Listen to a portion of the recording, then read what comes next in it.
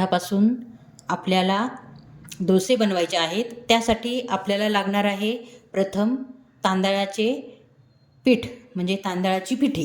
ही तांदळाची पिठी मी घरी तांदूळ धुवून सावलीत सुकून त्यानंतर मी गिरणीतून दळून आणलेली आहे. अशा प्रकारे ही आपल्याला फाईन हवी अशी मी दळून ठेवते. जेव्हा जेव्हा आपल्याला इन्स्टंट डोसे करायचे आहेत त्यावेळेला मी हे पीठ वापरते.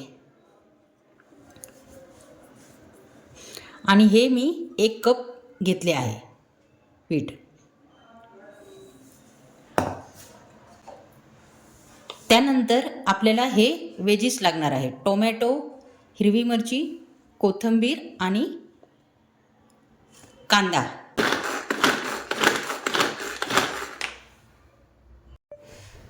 हे पहा, कांदा एकदम बारीक चिरून घेतलेला आहे.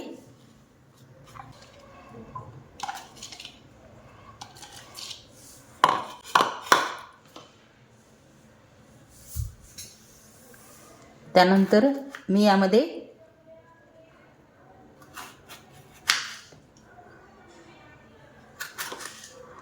टोमॅटो घालत आहे. हे वेजीस आपण चांगले बारीक. हे पहा, टोमॅटो सुद्धा बारीक झाले आहेत. ते पण मी काढून घेते.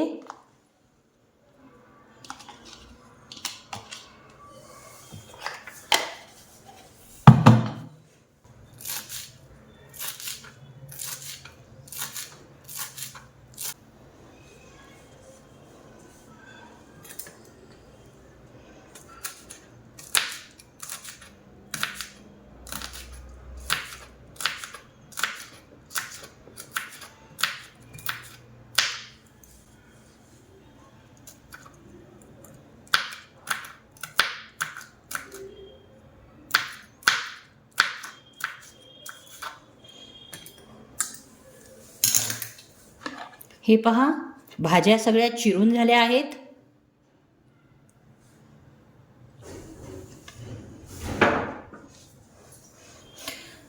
त्यानंतर आपल्याला असे पातेले घ्यायचे आहे किंवा बाउल घ्यायचा आहे आणि हे पीठ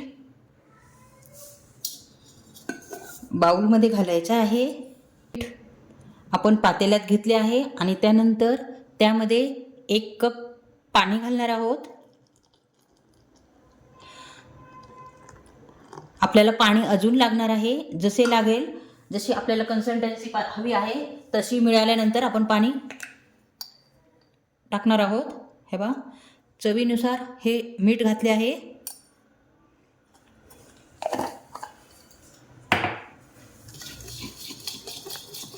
आणि असं हँड मिक्सरच्या साहाय्याने आपल्याला मिक्स करून घ्यायचे आहे.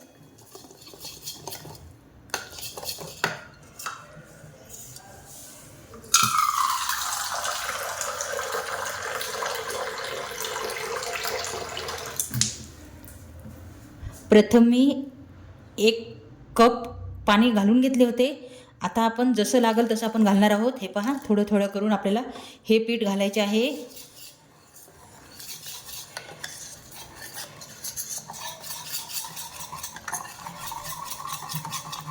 हे चांगल्या प्रकारे हलवून घ्यायचे. आपल्याला गाठी झाल्या नाही पाहिजेत. हे पहा, अशा प्रकारे.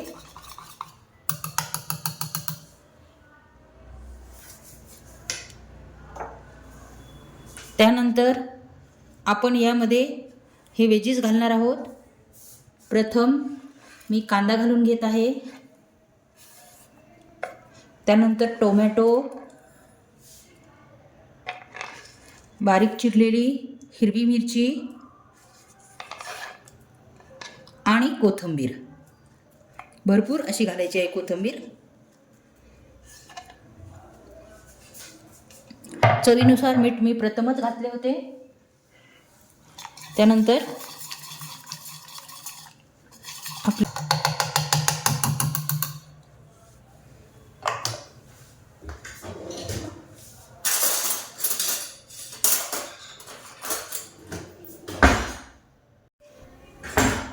हे पहा, हे मी सर्व भाज्या आणि पीठ कालवले आहेत. हे पहा, हे असे घट्ट झाले आहे, असं आपल्याला घट्ट नको आहे.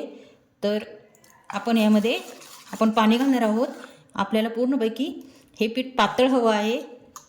हे पहा, 1 कप मी प्रथम घातले होते पाणी. आता हे दुसरा कप आहे. दुसऱ्या कपमधले मी अर्धा कप पाणी घातले होते. आता हे अर्धा कप मी पूर्ण पाणी घालून घेणार आहे यामध्ये. हे पहा, पूर्ण 2 कप मी यामध्ये पाणी घातले आहे. हे पहा, हे अशी एकदम पातळ कन्सिस्टन्सी आपल्याला हवी आहे. हे बघा,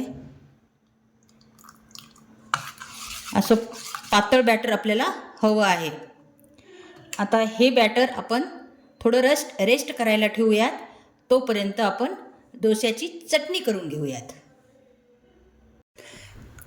आपल्याला डोस्याची चटणी बनवण्यासाठी शेंगदाणे लागत आहेत. हे पहा, थोडे मी शेंगदाणे घेतले आहेत. हे डाळवं घेतलं आहे, कोथिंबीर आणि हिरवी मिरची. आणि माझ्याकडे सध्या मी आंबटपणासाठी लिंबू सत्व थोडं टाकणार आहे. तर चला मग आपण डाळवं आणि शेंगदाणे थोडं भाजून घेऊयात. ह्या छोट्या कढईमध्ये मी शेंगदाणे भाजून घेत आहे.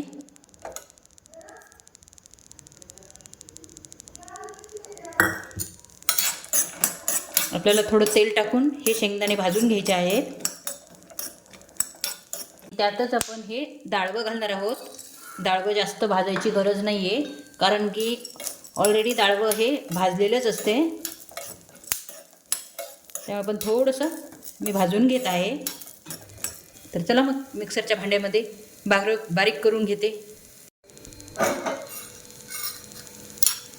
आपल्याला हे भाजलेले मिक्सरच्या भांड्यात मी काढून घेत आहे.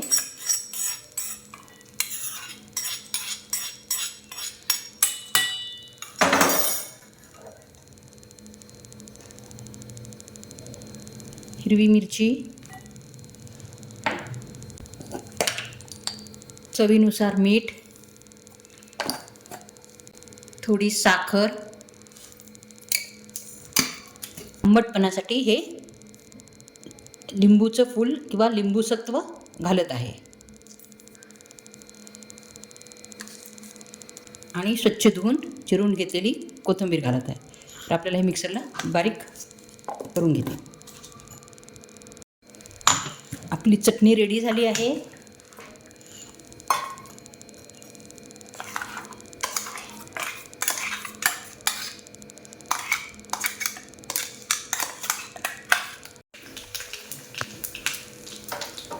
हे पहा, तडका रेडी झाला आहे.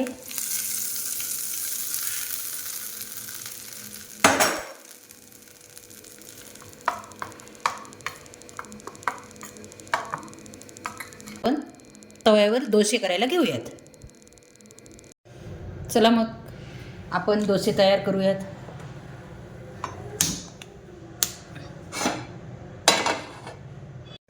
हे पहा, तवा हा चांगला तापला गेला पाहिजे, तरच हे डोसे तव्याला चिटकणार नाही आहे. आपल्याला चमच्याने तेल सोडून घ्यायचे आहे, असे घ्यायचे आहे व्यवस्थितशीर. हे पहा, तवा चांगला तापला गेला आहे.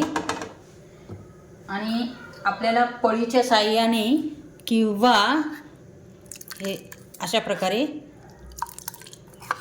आपल्याला हलवून घ्यायचे आहे. खाली बसले आहे, मिश्रण खाली बसले आहे पिठाचे, त्याच्यामुळे असे हलवून घ्यायचे आहे. हे पहा, असे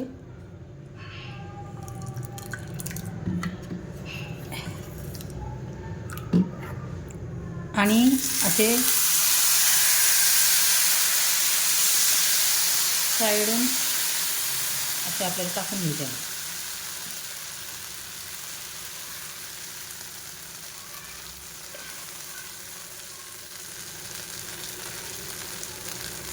पहा, अशा प्रकारे मस्त जाळी फुटली आहे.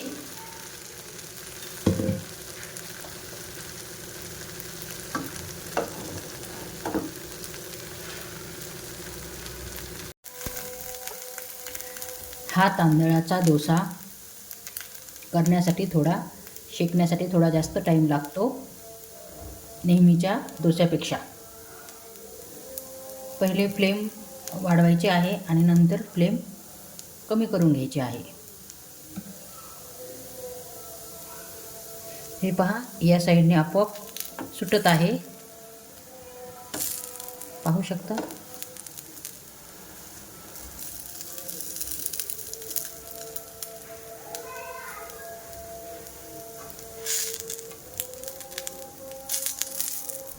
हे पहा, पाहू शकता. हे पहा, खालच्या साईडने पूर्ण शेकला गेला आहे. मी आता त्याला उलटत आहे. हे पहा, आपल्याला दुसऱ्या बाजूने भाजून घ्यायचे आहे.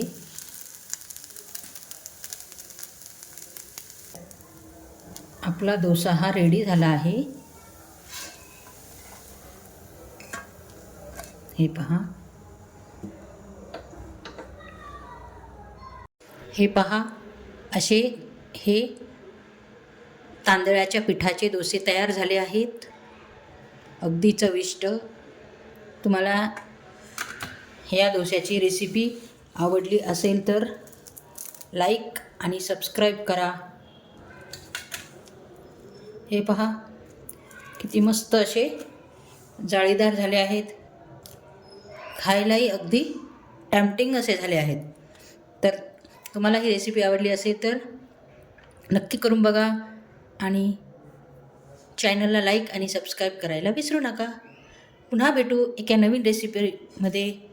तोपर्यंत नमस्कार.